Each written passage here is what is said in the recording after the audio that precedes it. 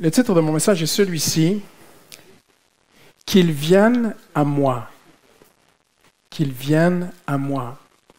Le titre est tiré directement de la parole de Dieu, c'est un verset, « Qu'ils viennent à moi ».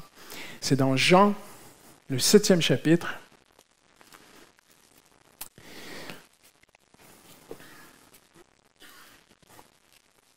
Amen.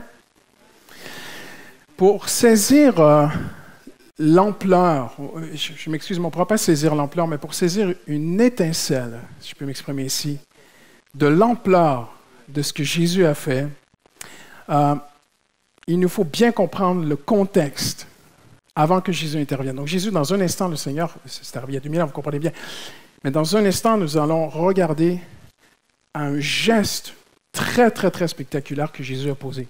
Mais pour comprendre ce que Jésus a fait, il faut comprendre le contexte. Donc, on va dresser la scène ensemble de ce qui s'est passé. Nous sommes dans le temple, il y a 2000 ans, au temps de Jésus. C'est lors de l'une des 3 plus grandes fêtes juives d'Israël. C'est la fête des cabanes, la fête des Sukkot. Et c'était un commandement de Dieu de célébrer, de se souvenir de l'exode, le peuple qui était dans le désert. Donc Dieu leur avait demandé de faire des petites cabanes pour se souvenir de lorsqu'ils étaient dans des tentes. Et c'était une grande célébration qui durait une semaine, ça durait 8 jours en fait.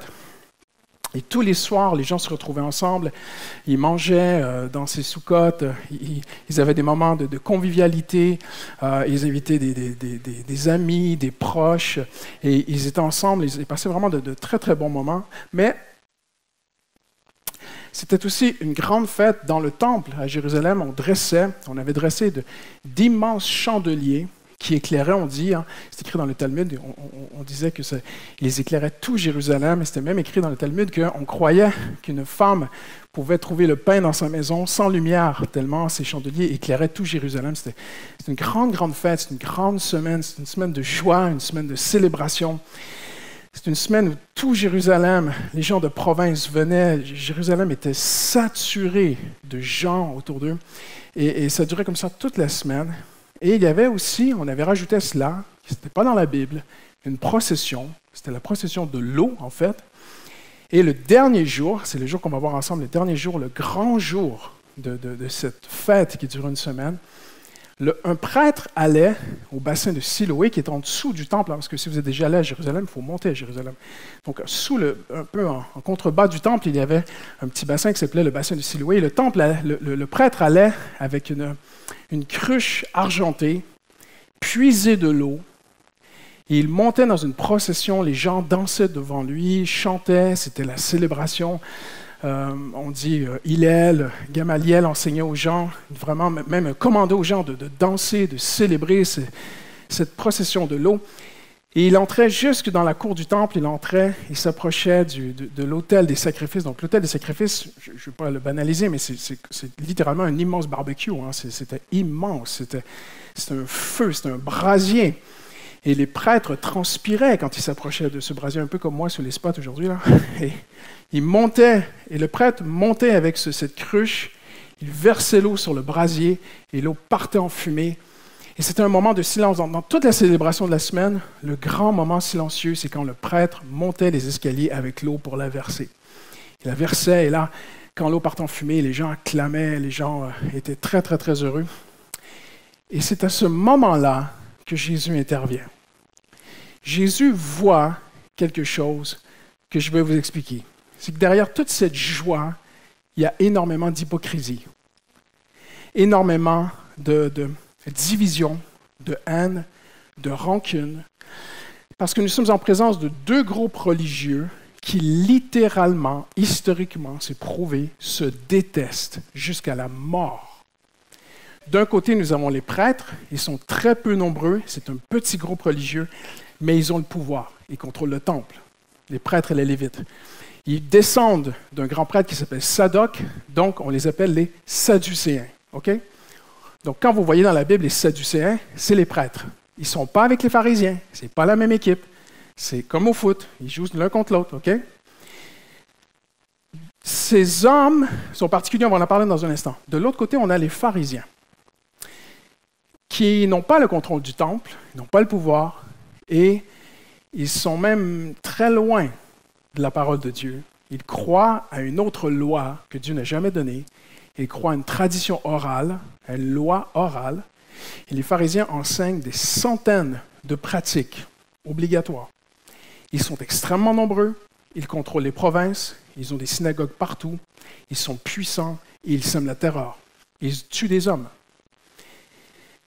Les prêtres sont contre la procession de l'eau que je viens d'expliquer, mais ils la font sous pression des pharisiens.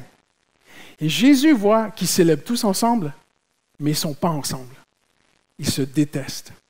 Et à un moment donné, l'histoire, même on a le nom du prêtre dans l'histoire juive, il y a un prêtre qui a échappé de l'eau par erreur sur ses pieds alors qu'il montait sur l'autel des sacrifices. Il a échappé un peu d'eau sur ses pieds. La foule et les pharisiens se sont rués sur lui à cause de cette erreur. Ils l'ont laissé entre la vie et la mort en pleine célébration, gissant dans son sang. C'était ça, les célébrations. Et c'est là que Jésus arrive. Et voyez-vous, ce n'est pas écrit dans la Bible à quel moment il a parlé, mais d'après les exégèses de la Bible, et quand on étudie la Bible, par déduction, et par investigation, on arrive à une conclusion. Il y a un seul moment possible où Jésus a pu lever la voix pour être entendu de tout le monde. Et c'est ce moment silencieux où le prêtre monte avec la cruche, faire un sacrifice que Dieu n'a pas demandé, faire un sacrifice alors que derrière la scène, on veut s'entretuer. On célèbre ensemble alors qu'on s'haït. Il y a déjà eu presque des meurtres entre eux. Et c'est là que Jésus, à un moment donné, lève la voix. On va le lire ensemble. Il arrive au verset 37, Jean 7, 37, le dernier jour de la fête. Donc on sait que c'est cette procession, le jour le plus solennel. Donc on sait que c'est un moment très important. Jésus se tint devant la foule et à pleine voix, il lance « Si quelqu'un a soif, qu'il vienne à moi. » Dites avec moi, « qu'il vienne à moi. » Imaginez l'ampleur de ce que Jésus a fait. Devant des milliers de personnes, il va risquer sa vie en interrompant une cérémonie extrêmement importante où un homme est déjà presque mort. Et Jésus va dire, si quelqu'un a soif, qu'il vienne à moi. Je suis convaincu que le cœur du Seigneur, c'est un peu comme une opération sauvetage dans une maison qui va s'effondrer et qu'il offre aux gens. D'un côté, vous avez un type de religion, on va en parler dans un instant. D'un autre côté, vous avez une autre sorte de religion. Et vous allez voir que toutes les religions du monde aujourd'hui se retrouvent dans ces deux groupes. Et Jésus arrive, il fait une troisième offre, de ne pas aller seulement à des principes, mais de venir à une personne. La religion a ses limites.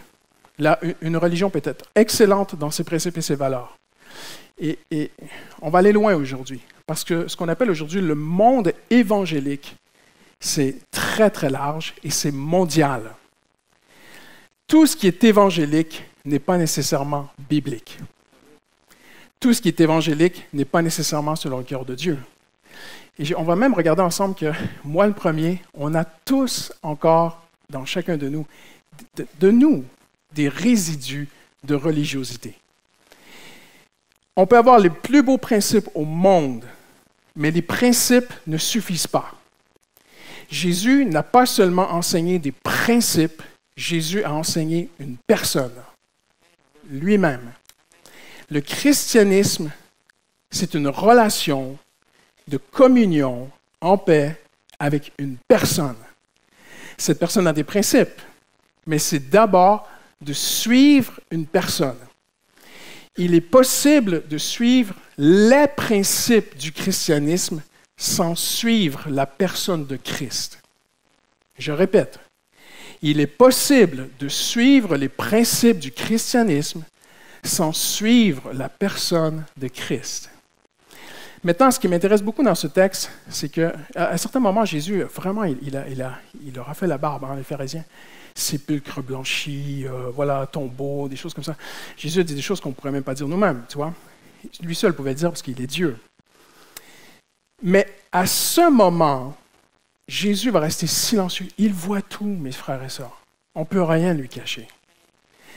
Il voit la haine entre les Sadducéens et les pharisiens, les prêtres et les pharisiens. Il voit tout leur rituel, il voit l'oppression sur le peuple, il voit tout ça. Et Jésus va rester silencieux sur certaines choses que moi, je ne resterai pas silencieux. On va les voir ensemble ce matin. Parce que Jésus, à un moment, dans toute cette semaine de célébration, de bruit, beaucoup de bruit, Jésus a un bref moment de silence. C'est une fenêtre, une opportunité où il va lancer un appel qui retentit jusqu'à aujourd'hui. Et dans ce silence, Jésus lève la voix et dit, « Si quelqu'un a soif, il n'a pas dit qu'il prie plus. » Allô? On peut prier beaucoup sans venir à Jésus. On peut prier souvent, longtemps, beaucoup, sans s'approcher de Dieu.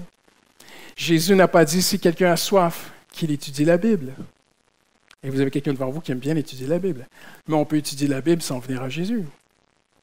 Jésus n'a pas dit, si quelqu'un a soif, qu'il aille à l'église, Paris Métropole dimanche matin.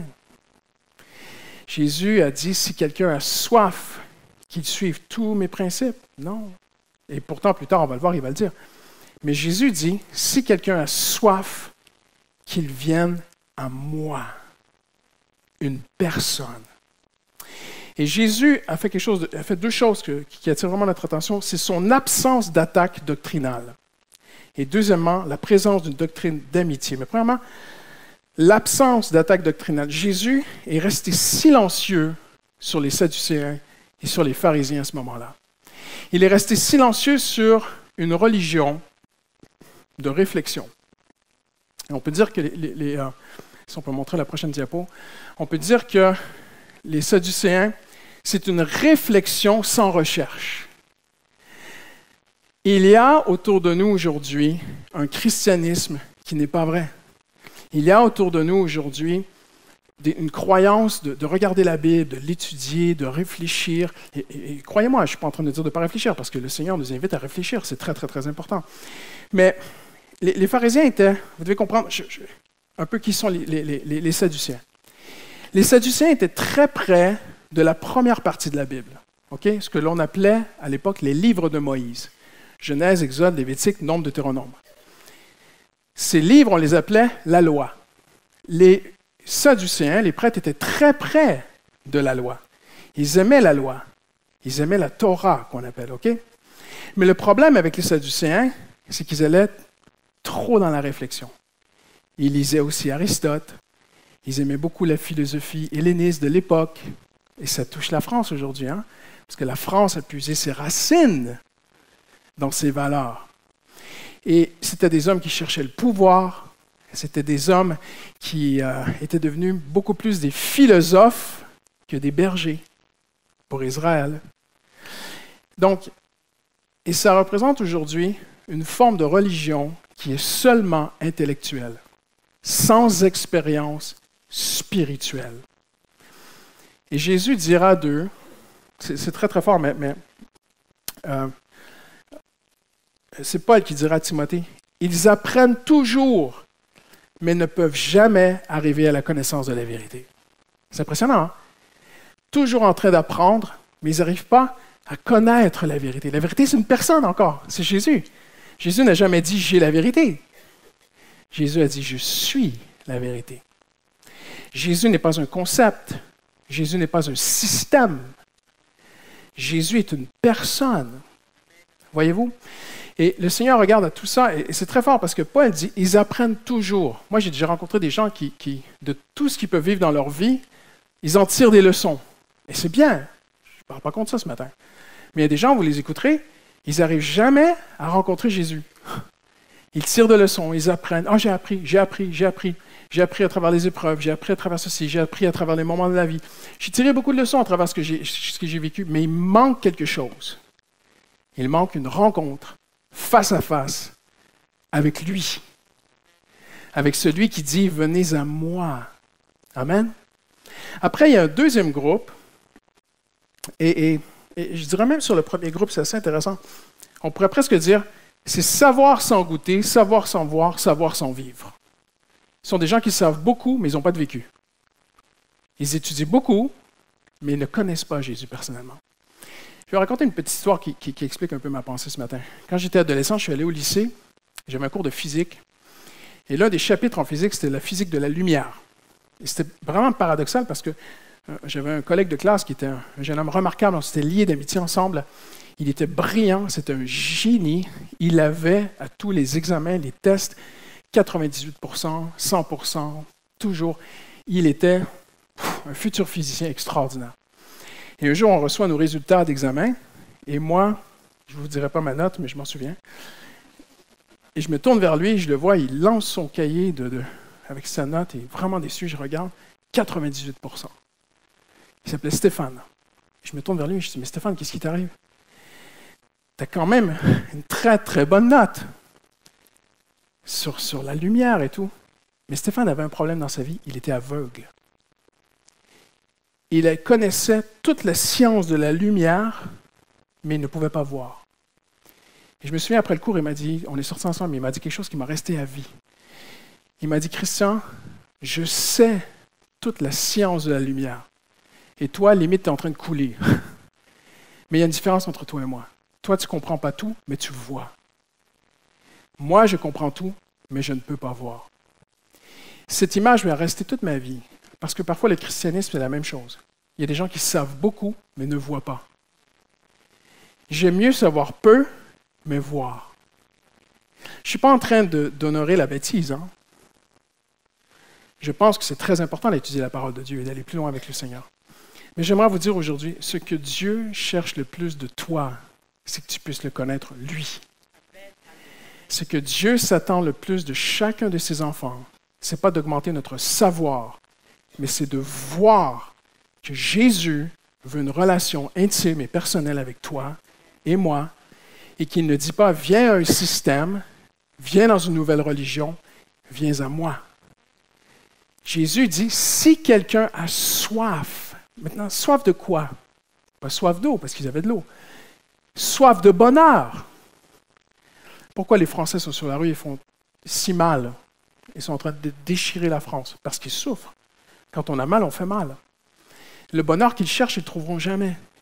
Parce que la Bible dit que le monde ira de mal en pire. Je m'excuse, je ne suis pas trop prophète de malheur, je vais juste vous réciter la Bible. La Bible a bien annoncé que le monde n'ira pas de mieux en mieux. Ça fait 20 ans que les sociologues mondiaux disent que la violence augmente partout, parce que l'homme a un mal-être, que le matérialisme et les promesses qu'on fait aux gens d'augmenter leur qualité de vie, de leur donner plus d'argent, ça ne marche pas. Ça ne marche pas.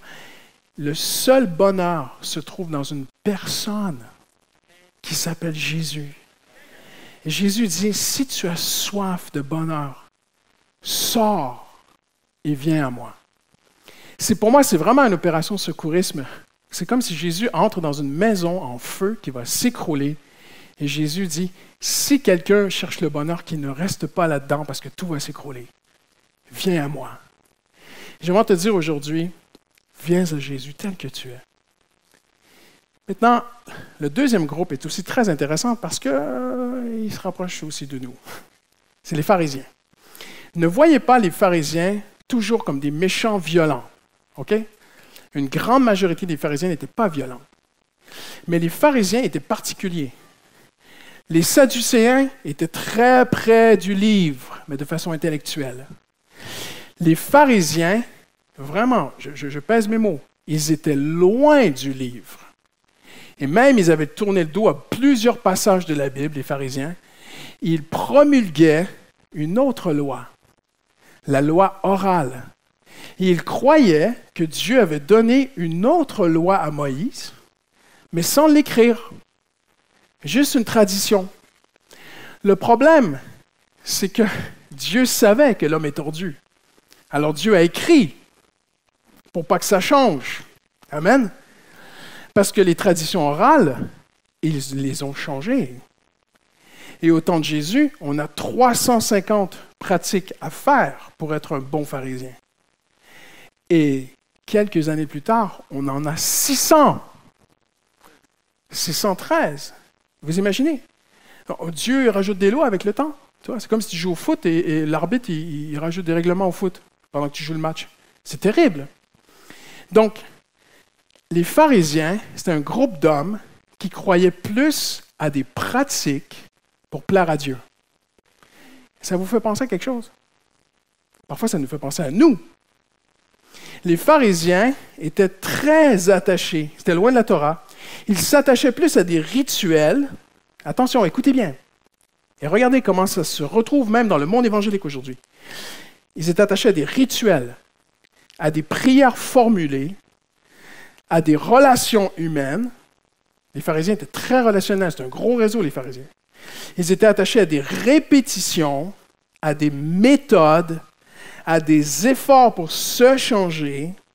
Ils étaient attachés à des disciplines, ils étaient très rigoureux. Ils étaient convaincus que ces disciplines étaient inspirées de Dieu. Et qu'est-ce que Jésus dit? Ils s'imaginent qu'à force de paroles et de répétitions, ils seront exaucés. Et Jésus dit, ne leur ressemblez pas. Maintenant, écoutez-moi bien, mes frères et sœurs. Si tu crois à la puissance des répétitions, tu es dans la religiosité. Si tu crois qu'à force de répétition dans la prière, tu vas convaincre Dieu, vraiment, je vous dis avec amour, c'est une offense. Dieu t'aime tellement que tu n'as pas besoin de convaincre. C'est plutôt à lui de nous convaincre. On est attaché à des traditions, à toutes sortes de choses. Je vous dis une chose, ne vous inquiétez pas, je ne le ferai pas. Mais si dimanche prochain, les pasteurs ont décidé de faire le culte à l'envers, hein? On commence par la prédication et on finit par la louange et disons on finit par la Sainte Seine. Il y a des gens qui changeraient d'église parce qu'on a changé les traditions. Comprenez? Tant qu'à y aller, j'y vais. Quand je voyageais dans les églises, j'ai vu toutes sortes de choses. Un jour, il faisait très très chaud et après le culte, je suis sorti, les toilettes étaient à la porte de l'église. Je change ma chemise, je sors pour revenir au culte, c'était la Sainte Seine, le moment de communion. Et je vois un homme qui quitte l'église, il devait peut-être aller travailler, il était attendu, je ne sais pas, il quitte l'église en précipitation. Il descend les marches de l'église sur la rue, je le vois en courant et tout à coup, je le vois faire « Oh non !» Il retourne, il revient à l'église en courant. Il se rue sur le frère qui distribue la Sainte Seine. Il prend le pain, il se le lance dans la bouche. Il prend le vin, il se le lance dans la bouche. Il fait sa prière, merci Jésus, et il repart. Rituel. Religiosité. Tout attachement à une pratique plutôt qu'à une personne. Tout attachement à un rituel plutôt qu'à une personne. Voyez-vous, aujourd'hui, on a des frères et sœurs dans le monde entier, ils ne louent pas Jésus comme nous. Ma femme est allée au Bangladesh, ils ont des cultes extraordinaires, mais ils ne font pas le culte comme nous on le fait. Ils ne prient pas comme nous on prie, ils ont la même Bible, le même Sauveur, ils croient comme nous, les mêmes fondamentaux, mais ils ne vivent pas leur relation avec Dieu comme nous. On va aller leur dire comment faire? Non, parce que Dieu ne regarde pas aux choses extérieures. Dieu regarde aux choses intérieures. Et ma femme en est témoin, vous avez vraiment devant vous un ancien religieux. Pendant une grande partie de ma vie, j'ai essayé de mériter l'onction de Dieu par toutes sortes de pratiques. Vous savez ce que Dieu a fait? Par amour pour moi? Absolument rien. Il m'a laissé m'épuiser. Et quand je suis arrivé au bout de moi-même, il m'a dit, « T'as soif, viens à moi. Viens à moi. » Et je calculais tout. Je vous dis, je calculais mes prières, je calculais mes jeûnes, je calculais tout avant d'aller prêcher. Là, vous allez dire, oh là là, le nouveau pasteur, il me fait peur. Mais j'étais vraiment comme ça. Je calculais toute ma consécration avant d'arriver le week-end pour prêcher. Je me mesurais. Est-ce que je mérite l'onction? Et il m'est arrivé des fois où, à cause de voyages, de décalage horaire, de ci, de ça, mes disciplines, mes rituels ont été brisés. J'avais perdu tous mes repères. J'étais perturbé. Pendant que je prêchais, j'étais convaincu que je n'avais plus l'onction. Et je voyais Dieu toucher, sauver, restaurer. Il n'y a plus rien qui marchait. Mes calculs ne marchaient plus. Parce que Jésus n'a jamais dit, Christian, viens à un système, viens à moi. Amen. Et mon frère, ma soeur, aujourd'hui, question pour toi aujourd'hui. Est-ce qu'il y a quoi que ce soit dans ta vie, une chose à laquelle tu accordes plus d'importance qu'à lui? Comprenez-vous ce que je veux dire? Jésus a dit, si quelqu'un a soif, qu'il vienne à moi. Maintenant, ce qui est très intéressant, c'est que Jésus, juste avant ce moment-là, il fait une conclusion. Il le regarde. Il leur dit littéralement, c'est quand même assez impressionnant, il leur dit, aucun d'entre vous n'observe la loi. Quelle offense! Qu'est-ce qui les a chauffés? Parce qu'ils sont tous à fond dans leur religion. Mais Jésus les regarde, juste avant, 7-19, quelques versets avant, et Jésus dit, aucun d'entre vous n'observe la loi. C'est grave. Pourquoi il a dit ça? Parce que la loi disait une chose d'abord. Tu aimeras. Tu aimeras le Seigneur ton Dieu de tout ton cœur, de toute ta force, de toutes tes pensées. Et voyez-vous, là où Dieu peut juger, que même moi je ne peux pas juger, personne ne peut juger, c'est entre Dieu et toi. Est-ce qu'on aime plus nos pratiques que sa personne? Comprenez-vous ce que je veux dire? Dites Parfois, on est attaché plus à nos pratiques qu'à sa personne. Mon ami, sur quelle base Dieu va te secourir? Sur la base de tes pratiques ou sur la base qu'il est fidèle? Donc, sa personne. Tu vois? Et quand Jésus dit, aucun d'entre vous ne pratique la loi, vous êtes attaché à toutes sortes de rituels, de méthodes, de répétitions. Vous êtes convaincu qu'en faisant toutes sortes de choses, vous allez être agréable à Dieu. Et Jésus dit, personne ne pratique la loi en fait. Parce que le cœur de la loi, c'est une question de cœur. Le cœur de la loi de Dieu, c'est une question de cœur. Et Dieu peut secourir une petite dame qui se lève tôt demain matin, qui n'a pas beaucoup de temps pour prier, qui va bosser toute la journée, qui est pris dans des manifestations, qui rentre plus tard chez elle, avec 12 stations et 12 lignes de métro qui sont fermées. Et elle rentre plus tard que prévu, elle n'a pas le temps de prier, et elle dit, Seigneur, aide-moi dans cette situation, et Dieu l'aide. Et à côté, je vous dis vraiment ceci, vraiment, je le dis avec amour, sans jugement. Mais on a des gens qui parfois s'enlisent dans des pratiques de rituels, de jeûne, de prières évangéliques sur des jours et des jours pour convaincre Dieu de les aider. Et Dieu ne les aide pas. Parce que Dieu n'est pas là. Il regarde au cœur.